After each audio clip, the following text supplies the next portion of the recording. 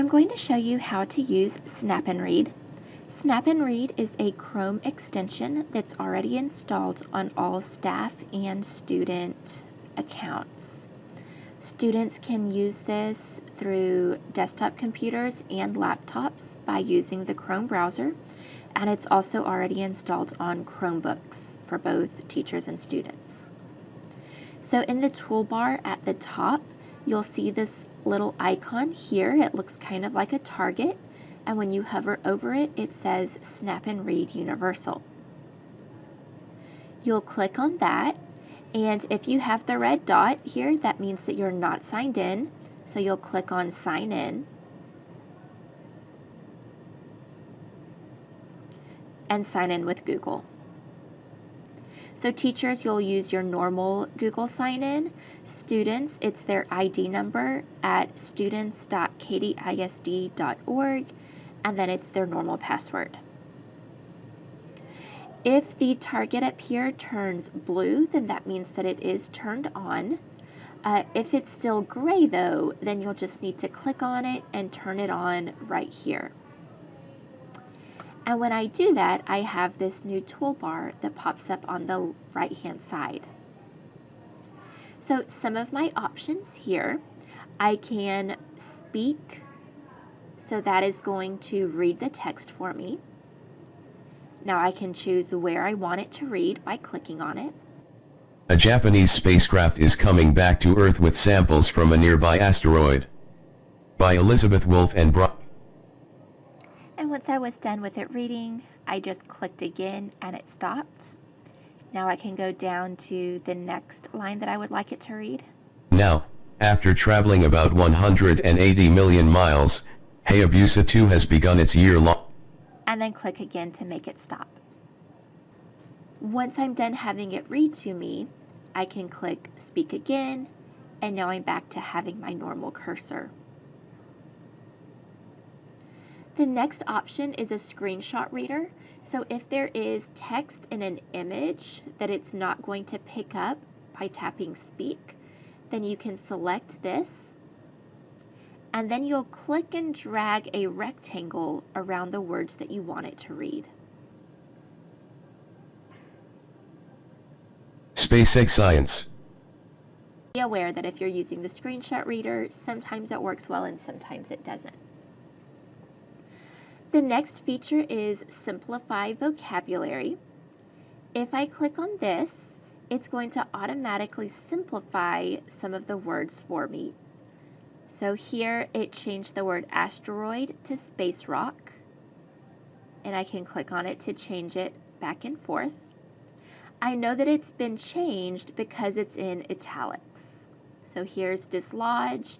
I can change it to remove. And it changed journey to trip. If I want to take it off, I can click that icon again, and it puts the article back the way it was. The next tool is the color overlay. If I click on this, whenever I put my cursor on top of the words, it's going to highlight it for me. It highlights the entire paragraph, but the line that I am putting my cursor on is a different color from the rest of the paragraph. And so I can just move my cursor down as I read. And then I can turn it off. Another feature is up in settings.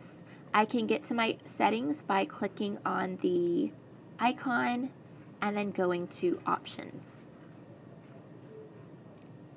Here I can change the highlight text color and background color. This is for whenever it's reading to me.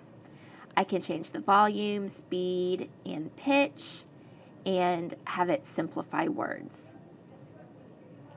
Over on this side, I have some other options. One of them is to have a dictionary whenever I double click on a word. And then I can also change the overlay colors. There's also the translate feature, so I can translate the text into other languages. So I'm going to try out the dictionary. I'll go back to my article, and whenever I double click on a word, first it's going to ask me if I want to turn it on, and yes, I do. Now it's going to give me the definition of the word as well as some icons that are related to it. If there are additional definitions, I can click the drop down button here and it'll give me some others. I'll try another one. So this one doesn't have the drop down, but it does have the one definition and the icons.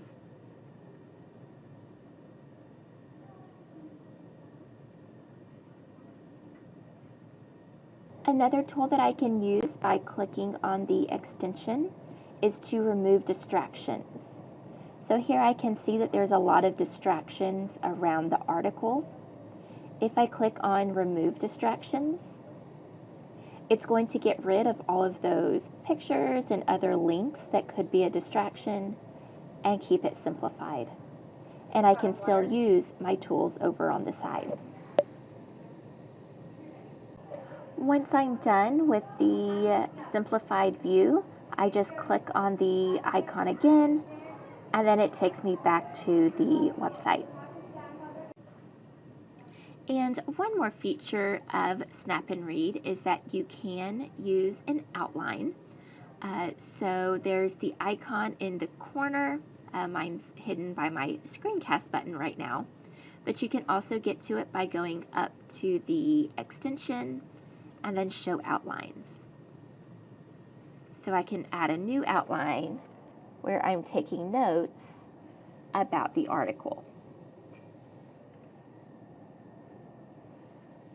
Now if I wanted to go back to my Google Docs and create a new doc, my outline will come up on the side again, so I can use that as I type my essay or my paragraphs. So that is Snap and Read. It's really useful for students, whether they have accommodations or not. If you have any questions about Snap and Read, please let me or your CTD know.